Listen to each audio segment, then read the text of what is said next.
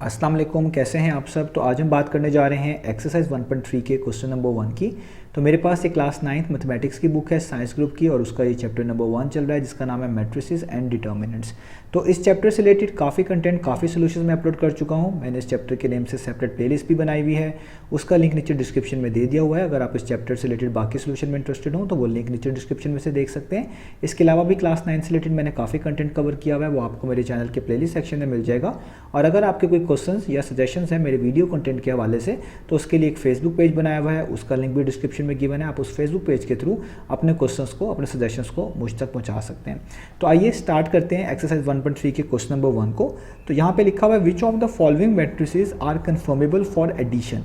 इसमें से कौन से मैट्रिसेस ऐसे हैं जो कि कन्फर्मेबल है फॉर एडिशन। कन्फर्मेबल का मतलब होता है जनरली एक्सेप्टेबल होना, यानी आपसे अगर मैं इसको आसान करूं, पूछा जा रहा है कि इनमें से कौन से मैट्रिसेस ऐसे हैं जिनको आपस में ऐड किया जा सकता है। तो एक चीज़ आपने याद रखना है कि तमाम मैट्रिसेस को एक दूसरे में ऐड नहीं किया जा सकता, सिर्फ उन्हीं मैट्रिक्स को एक दूसरे में ऐड किया जा सकता है जिनका ऑर्डर सेम हो।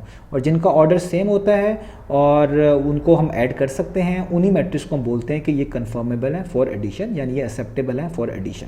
तो आइए स्टार्ट करते हैं मैट्रिक्स नंबर ए से और देखते हैं कि ए मैट्रिक्स को किस मैट्रिक्स में ऐड किया जा सकता है।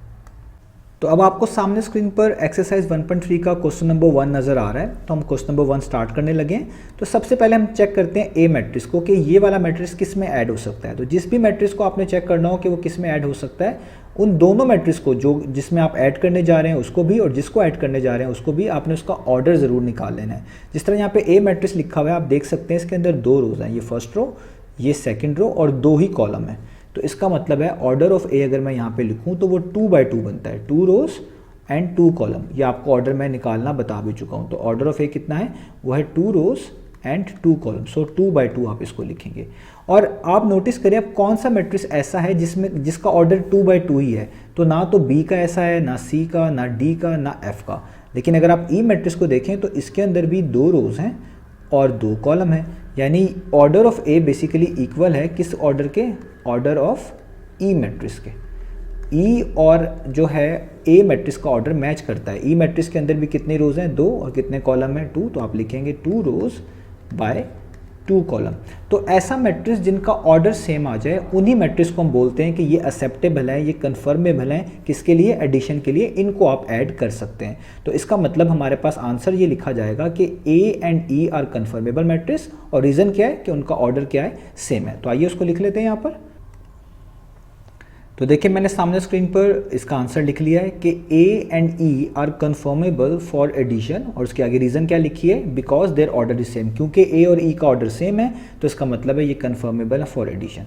अब चेक कर लेते हैं अगले वाले मैट्रिक्स को। तो अब हम बी मैट्रिक्स की बात करते हैं। तो मैं बी मैट्रिक्स का ऑर्डर लिखने लगा हूँ, आपको स्क्रीन पर मैट्रिक्स नज़र आ रहा है। तो बी मैट्रिक्स के अंदर 1 कॉलम है और 2 रोज़ हैं। तो ऑर्डर ऑफ मैं अगर लिखूँ बी मैट्रिक्स, तो मैं यहाँ पर लिखता हूँ ऑर्डर ऑफ बी मैट्रिक्स।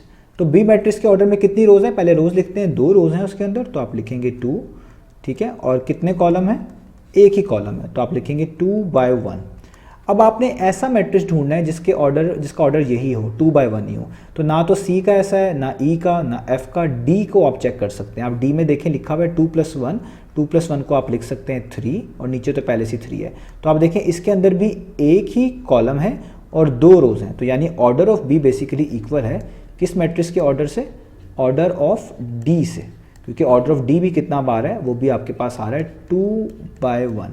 तो सेम रीज़न, जिन 2 मैट्रिक्स का ऑर्डर सेम होता है उनको ऐड किया जा सकता है। तो इसका मतलब है B and D matrix are conformable for addition. तो आइए लिख ले। तो देखिए मैंने यहाँ पर स्क्रीन पे लिख दिया है ऑर्डर ऑफ बी इक्वल है ऑर्डर ऑफ डी के। इसका मतलब है B and D are conformable for addition. और क्यों है, रीज़न क्या है, और रीज़न बता चुका हूँ, because the order is same. उनका ऑर्डर क्या है, सेम है। तो ए ई के कन्फर्मेबल हो गया, ये हमने देख लिया, यहाँ पे वेरीफाई कर लिया। बी जो है वो डी के कन्फर्मेबल हो गया, ये भी हमने देख लिया। तो 2 ही मैट्रिक्स बचे हैं, एक है सी और एफ। तो इन्हीं को आपस में चेक कर लेते हैं। तो पहले सी को देखते हैं, सी का ऑर्डर कितना है। तो हम यहाँ पे लिखेंगे ऑर्डर ऑफ सी, यानी सी मैट्रिक्स का ऑर्डर। तो आप सी मैट्रिक्स को अगर देखें उसमें 3 रोज़ हैं, 1 2 और ये लास्ट वाली 3। और कितने कॉलम है, 1 2, 2 कॉलम है। तो इसका ऑर्डर आएगा पहले रोज़ यानी 3 रोज़, कितने कॉलम, 2 कॉलम, तो 3 by 2। और इसका ऑर्डर आप देखें एफ वाले के इक्वल आता है। जो नीचे एफ लिखा हुआ है उसके अंदर भी कितनी रोज़ हैं, 3 रोज़ हैं और कितने कॉलम है, 2 कॉलम है। तो इसका मतलब है आप लिख सकते हैं कि ऑर्डर ऑफ सी जो है वो इक्वल है किसके, ऑर्डर ऑफ एफ के।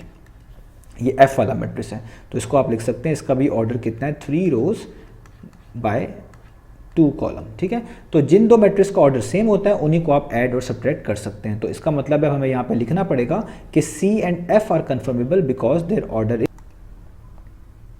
तो देखिए मैंने यहाँ पर लिख लिया है कि जो C एंड F मैट्रिसेस हैं वो भी क्या हैं, are conformable for addition, addition करने के लिए, बिकॉज उनकी रीज़न क्या है, देयर ऑर्डर इज सेम, क्योंकि उनका ऑर्डर सेम है। तो यहाँ से पता चला A E के लिहाज से कन्फर्मेबल है, B और D कन्फर्मेबल हैं और C और F कन्फर्मेबल हैं। और कन्फर्मेबल क्या होते हैं एडिशन के रिस्पेक्ट, यानी ऐसे मैट्रिसेस जिनको ऐड किया जा सकता हो और इसमें आप सब्ट्रैक्ट भी डाल सकते हैं जिनको सब्ट्रैक्ट किया जा सकता हो। मल्टीप्लाई करने के लिए जो टेस्ट होता है वो डिफरेंट होता है, उसके लिए कन्फर्मेबल होने की डेफिनेशन डिफरेंट होती है।